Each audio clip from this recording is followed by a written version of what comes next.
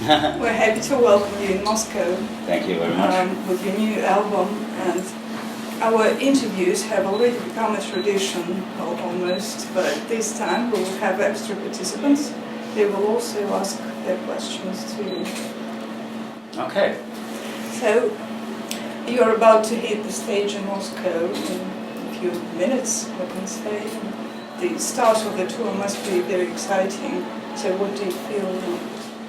Yeah, it's in two ways very exciting. First, because it's this special album that we bring on stage now. This album is certainly an outstanding album in the history of Lacrimosa. And on the other hand, because the first show is always, you never know how the people respond and what's going on stage, if everything is like how I felt it. You know, since I've been writing this album, I think about this moment to bring this album on stage, and now this is the moment. And so this is, of course, very exciting, and I actually can't put it in words, but this is also one reason why we do music, because to go on stage, you never know what happens, and those are feelings that you have inside that you can't describe. Actually, it's something out of this world. Yeah. So Russia is the first on the list of countries on this tour. Was it your choice, or did the circumstances lay this way? No, it was my choice, because it's such a long time that we played in Russia. It's actually now 2 years, and so I wanted to start here. And we have so many loyal fans here in Russia, that especially in Moscow and then tomorrow St. Petersburg. So it was my wish to, join this album with people that I know already so long, and with an audience from which I know that they really treasure Lacrimosa, that treasure us, and that they support us, and that's why. Okay. Many journalists, critics and listeners have agreed in the opinion that Testimonium is the most tragical album in the history of Lacrimosa. It has found a vivid response in the audience. Why, in your opinion, does the album resonate with people's hearts this way?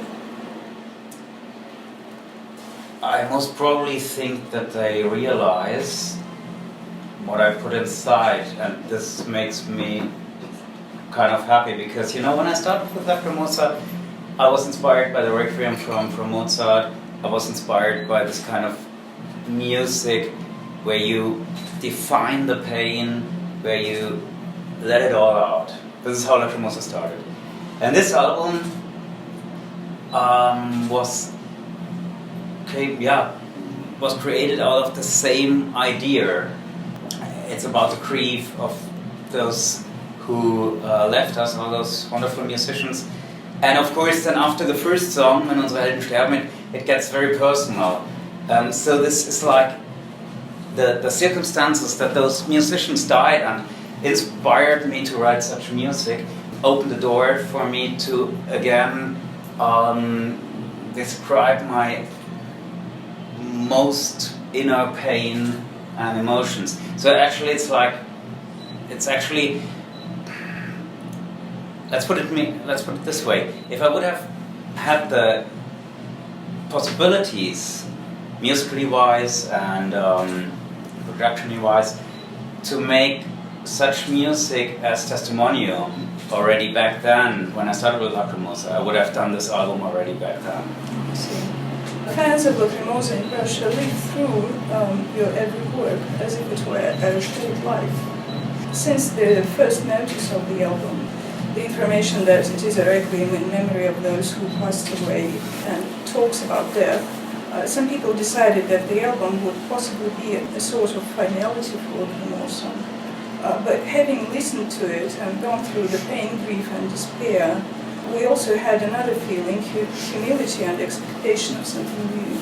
Does one really need to accept the pain and reconcile with it in order to get through it and move on? Yes, I think so. I mean, of course, many people have different ways of grieving.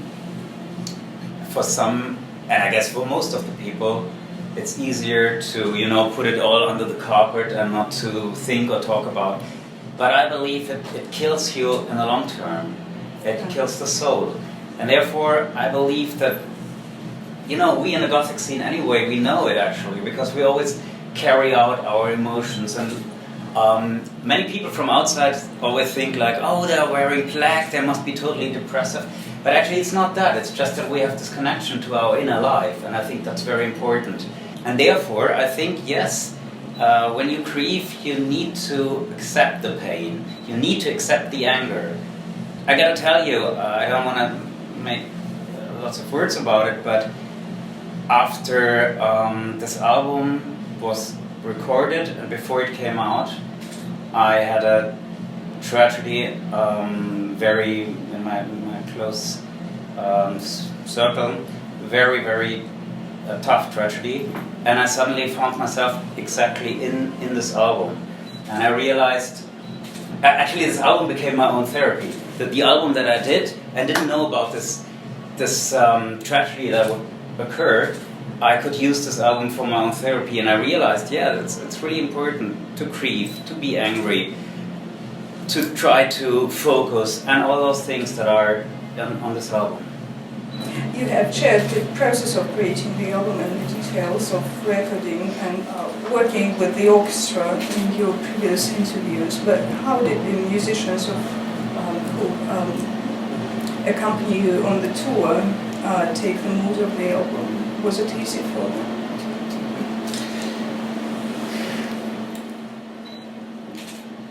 They were honestly a bit shocked when they listened to the album, and I played it to them. They didn't expect Lacrimosa to go into this direction, but after some time they realized how precious this album is. But of course, it is my story and not theirs, therefore it takes them, I say it takes them still some time. I believe on this tour, I believe they will, after the last concert on this tour, they will tell me how much they could grow into the album. So they are also making a development through with this album. Yeah, as I said, they were a little shocked in the first, but they love my style, so they wanted to be a part of it then on stage.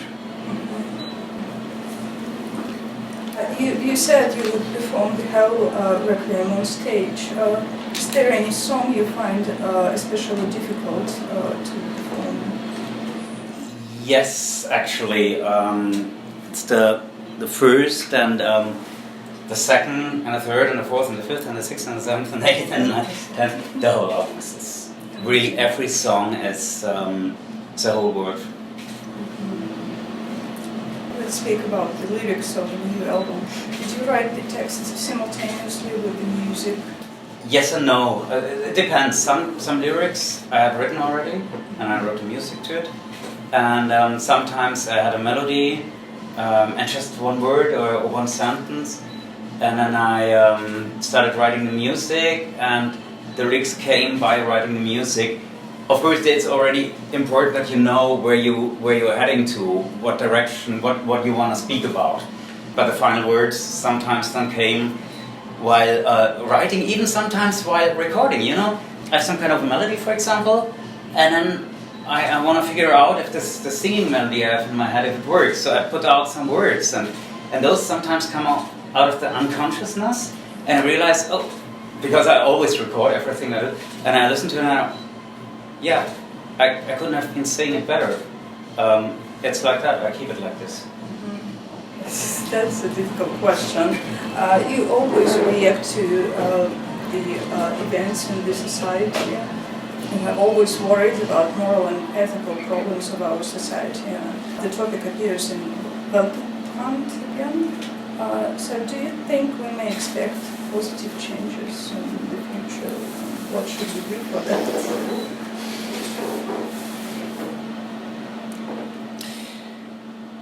As a romantic person, yes, I do believe things will change for good.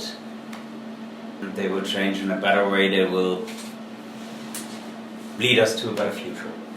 As a political person or a child of our times, I say there is no chance, because it's getting worse and worse. People get elected who should be rather in some people who should be cared about and not should have any power. It's democracy became some kind of a game for a few and not anymore for the whole society to participate. As long, and this is also one sentence of the song, as long as money rules the people can't rule this world. So I think that's the problem. Look at the health system, for example. I mean, health system was invented that everybody is, when he gets sick, has some kind of a security that he gets hospitalized. Nowadays, the hospitals are companies that try to earn money. The doctors and everybody's trying to earn money, and it's not about anymore to make the people healthy. This is where it all starts, and yeah. So I still have hope, but this is actually only the romantic part of my person. How did you like the reaction of the audience to your new album? I read not much, to be honest, because I realized that when you can hear 100 people saying thumbs up, and one person says something where you realize, oh, he didn't understand it, and then you are in the need to explain, because you think like, if he would understand, then he would maybe change his opinion, and it could make you crazy, thoughts like that. So I stopped many years ago to really read a lot, after all, it also wouldn't do any change, because I'm so happy with this album, and I wouldn't do anything different anyway. But so far, I heard what I heard then when people talk to me are good things. But on the other hand, you never know, because people, they are often not honest to me. I realized now, after releasing Testimonium, many people came up to me, the same people, they might have forgotten that they talked already about it with me, said, oh, it's really great, this new album, because I didn't like the previous one so much. But 2 years ago they came to me and said, wow, it's so great, this album. So obviously they are not honest to me, maybe afraid that I dislike them then or whatever. So I don't know anymore if I can take somebody honest if he comes up to me and says it's a great album, or if this person just says it, that I say, wow, you're a cool person, and whatever. On the other hand, some always, that's a German way, many Germans think that way when they criticize, when they say, like, isn't this, you could have done better, it's good what you do, but you could have done it better. There's a very German way to tell, actually, it's good, you are okay, but I know it, I'm a bit above you, but it's okay.